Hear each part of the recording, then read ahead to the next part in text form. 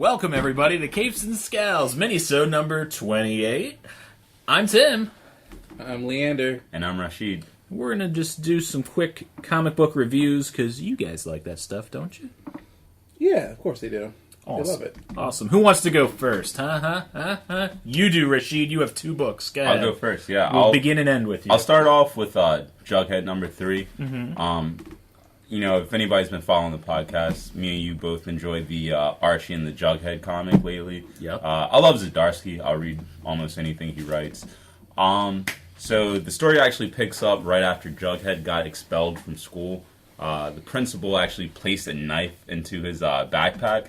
So Jughead kind of sees that, with this new principal, this new staff, that something's not right at Riverdale. So it actually starts off in this really funny panel because he's out of his element. His parents have punished him, so he's looking at a blank TV, just pretending to play video games and mouthing it underneath his breath, which is funny because I used to get put on punishment for crazy long times. So what I would do is I still had a controller, but I wouldn't have my PlayStation.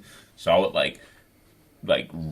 jerry rig my controller into my entertainment center, and whenever a commercial came on for video games, I would pretend I was playing the commercial. So I've been there, I know what he's going through right now. That's awesome. So his mom's like, we know you kind of didn't do anything wrong, this isn't like you, all you really want to do is eat and be lazy, you're not a violent child. So his father goes down, and you kind of see where Jughead gets a lot of his gusto, I guess you can say, a lot of his antics and whatnot, and he talks to the principal, and he actually pulls a clever Jughead move, and he's like, oh yeah, well, you never saw the knife on my son, right? Well, I actually used his backpack for a fishing trip. So the principal and him work out an agreement, and they deduce it down to a 1-week suspension. So Jughead couldn't grasp just being inside the house without anything to do, so he goes for a walk, walks his dog, and he runs into Archie at the school, where he finds out, he runs into the principal and Archie, and he finds out that he's no longer expelled, and he's walking his dog, and his dog takes a giant dump on the school grounds. It's kind of like an F you to the principal, and he's like right before that, the principal got done telling him, he's like, you're not allowed on school grounds. If you cross this line, you'll be expelled for at least 2 to 3 weeks. So the dog craps right on the lawn. He's like, I would love to pick that up, but I don't want to break the rules and get expelled for another week. So he actually goes into Pop's shop, and the one thing I really love about this book are the hallucinations. In the first issue, we got the Game of Thrones one. This one was the man from U.N.C.L.E. kind of a spinoff. So this robot comes into Pop's shop, and of course Jughead, being the main character, takes care of it, and he ices the guy, and you see all the stuff with the principals and the staff being secret agents that took over the actual staff and put them in a closet so they could teach the students secret agent things like computer hacking and courses. And that's awesome. The funniest part about it is towards the end of the issue, he rescues the principal, and he has this ice gun, and the principal is like, oh, thank you for saving us, Jughead, you're the best. And he's like, wait, is that a gun? And he's like, no, not really, it's an ice gun, the NX-3000 to be exact. He was like, well, you know how we feel about weapons on school grounds, so that's going to be another week to your suspension. So yeah, it was a really good book. I like what they're doing with this. They're following a set pattern, but it's good. It's something that I'm going to continue to look forward to in the new year. I really think Archie Comics has, done a really good job of keeping up with the modern age. There's this one part where he gets a new phone, and something I've been seeing now that is 2016 a lot is people saying New Year, who this, new phone, who this. So he actually gets a text from Archie. He's like, Jughead, I had to clean up your dog's poop, blah, blah, blah. And he just hits him with a new phone, who this. So I just really like what they're doing with this comic. I'm looking forward to it. Nice. Very cool. All right. Tim, what you got? No, you go. All right. Fantastic. So I'm going to review Dash number 4. Dash. From Dave Ebersol. Mm-hmm. And some of you may remember Dave that we met during NijiCon 2014. I believe that's right. Yeah, 2014. So he's writing a comic named Dash, and it's a kind of supernatural noir book about a detective who is openly gay. Well, let me rephrase that. He's not openly gay. He is outed as being gay. And through the process, there's he gets his most recent case is a lady who is trying to get him to take on this case where she's like, something's coming, something's happening, you need to help me. And he's like, you're crazy, I'm not going to help you. Well, his lover ends up being killed, and when you see him, his body's all twisted and devoid of life, basically. So you end up finding out in Dash number 4 that his lover was a smuggler of sorts, of arts and stuff like that and artifacts.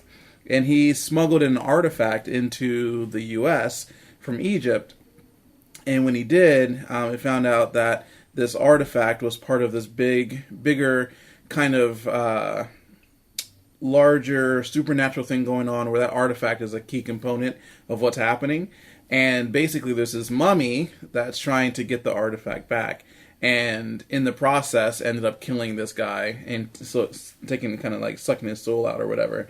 So you find out that the lady who asked Dash to be to find out what was going on has actually been is actually somewhat possessed by that mummy spirit, or by the spirit that's involved in that. And she's actually, she embodies kind of the supernatural being that is trying to come back. And so she actually is the one who killed him, because she was trying to get the information from him. So she can suppress it sometimes and just be herself, but sometimes she gets taken over and she can't help it. So she was trying to go get the artifact from him, the smuggler, but the smuggler, who is Dash's old lover, was like, oh, I want more money, I'm not going to give it to you yet. And she got really upset, and she just turned and she took his life. And so she was like, if you had just helped me, she's talking to Dash, if you had just helped me earlier, we wouldn't be in this situation. The situation is that now she's in jail, and he obviously has a dead lover.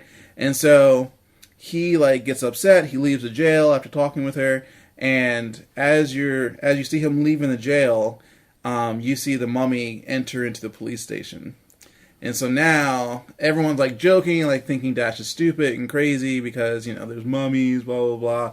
No one believes it. And then all of a sudden now the mummy is walking right into the police station, and everyone turns and looks at him and sees the mummy. So everyone's fully aware now that the mummy exists. It's a fantastic detective book, and if you really were to just kind of sit back and read it, if you were to kind of go back to NijiCon 2014, which you can relive that interview. You can relive that interview with Dave Ebersol. He said it doesn't matter that the character is gay at all. That's the least important thing. It's he just wants to write the best possible book ever, period. And if the character happens to be gay, it just happens to be gay. And I thought that was a pretty fantastic statement. And when you read his book, he's pretty much true to that. It's just a great comic, period. And I think that there's a lot of trends heading in that way. Midnighter is really another good example. It just happens to be a gay character, but it's a fantastic character, and as long as it's written well, it's a fantastically written book. So Dash number 4, it's really, the plot is starting to thicken. You're starting to learn more. I don't quite know what's going to happen next. Again, it seems like a lot of his friends at the police station are about to get taken out by this mummy. So I guess we'll kind of see what happens from there. So I would recommend putting it in your bin, because it doesn't come out, as frequently as some of the other comics out there. So just put it in your bin. Whenever it comes in, and check it out. Cool. Nice. Sounds good. Yeah, Dave was the best. Mm-hmm. All right. My book is an IDW book. It is The Rocketeer at War.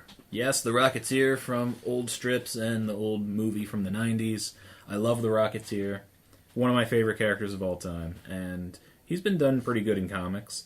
The movie took place in the late 30s. This is kind of a sequel to that where, World War II now. And he enlists, and he actually just gives the army his jetpack. And he's like, here you go, you need this. Make 1 million of them. Mm-hmm. We'll all fly into Germany and save the day. Everybody who flies it dies. Nobody can pilot the damn thing at all. And the army is like, oh man, what were we thinking? And And so the Germans now are coming after this, which was a plot point in the movie. The Germans wanted this to go to war and take over everything, basically. The jetpack, you mean? The jetpack, yes. So he is enlisted. He's working on planes. And they're like, we need you to fix up your jetpack and do this. He's like, well, that old guy always helped me. I wasn't the mechanic. I don't know what all these components are. He's like, well, you have to basically help us. So he becomes the Rocketeer again to help fight Nazi Germany. It's a pretty cool book, and I really liked it. I liked the way it was written. It felt older style. The art was really good and kind of cartoony. It fit really well. And it has I didn't get to read it because I had no time today, unfortunately, because I'm a terrible reviewer. But there is like a 7-page actual story at the end that's like an additional thing. I guess they're going to put in the back of every issue. So you'll pretty much end up with, at the end, I think this is 4-issue mini, you'll end up with like an actual story, which is pretty cool. Nice. But I like it. If you like the Rocketeer, it was really good. IDW is doing really good right now. So nice. Back to me? Yeah, man. All right. Take us home. I'm going to take us home with all new Wolverine, issue number 3. This is a book I've really been enjoying. X-23 is Wolverine. At first, when I heard it, I was like, I don't know about it, but I love what they're doing with the character. And the funny thing I think about it is, like, it's similar to Vision, where, like, a character that's a clone or, like, synthetic shows so much human emotion. And we pick up the story where Laura actually runs into, like, a few of her clones that are all sisters, she actually finds out. They're going around the world, this plan of, like, kind of like destruction. You can't really get this sense of why they're doing this or who's helping them out. But the second issue ends with Taskmaster coming after him. So this issue actually starts off with her fighting Taskmaster, which was a really cool fight. I like what they did, and if you don't know Taskmaster's abilities, he can mimic your every move. Like, he can mimic any fighting style, so you can pretty much stand toe-to-toe with anybody in the Marvel Universe. So they do that for a little while. He parries her, catches her, and he actually catches her fist, and she just shanks her claws, like, right through his hands. Nice. And he just says, like, I'm just the agent. Like, they just hired me to kind of keep track on you guys. Like, I'm not supposed to kill you. Like, just let me go and I'll forget this ever happened. So she's thinking that he killed all the sisters because he came through with guns blazing, killed all of them. But they have her regeneration factor. So a few minutes later they come back and they kind of argue for a while about, like, whether or not to kill Taskmaster. And Laura is, like, just like she's sticking up for the sisters, she's sticking up for Taskmaster. So I really like this, like, really humane sense of the Wolverine. It's definitely a new take on it instead of just brash, like, kill everything, screw everything. So it felt like a pretty short issue. Not too much got resolved. It ends up with them shooting Taskmaster. And I probably should have did a little spoiler right there. I don't know if they're really gonna go any more into that storyline, but they ended with the reveal that one of the sisters is actually sick and she's dying. Like, something about their life force, something about the way that they were created is also killing them. And that's who they want to get back at, is their creators. I'm actually forgetting the name of the company that created them. So she's like, I know a doctor that could probably help you guys out.